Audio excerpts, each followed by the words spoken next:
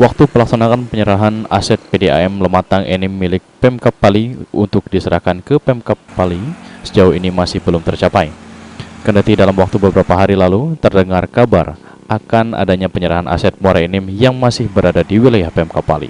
Sekda Kabupaten Pali, Syahron Nazil menjelaskan bahwa pihaknya mendapat kabar dari Pemkab Muara Enim bahwa penyerahan aset Muara Enim berupa PDAM Lematang Enim untuk Pemkab Pali masih belum bisa dilakukan karena masih terkendala administrasi dan pihak Pemkab Pali masih menunggu keputusan resmi dari Pemkab Muara Enim. Sementara itu, sejauh ini keberadaan aset PDAM Lematang Enim yang berkantor di kawasan Jalan Merdeka, Lembah Golov, yakni masih sangat diharapkan warga Kabupaten Pali agar menjadi milik aset Kabupaten Pali dan berdasarkan undang-undang bahwa sejak 3 tahun menjadi daerah otonomi baru, seluruh aset milik Kabupaten induk seperti Muara Enim harus diserahkan ke Kabupaten Otonomi Baru yakni Kabupaten Pali. Selain PDAM Lematang Enim, aset Muara Enim yang belum diserahkan yakni perkebunan sawit seluas 400 hektar. Husniawan, PAL TV.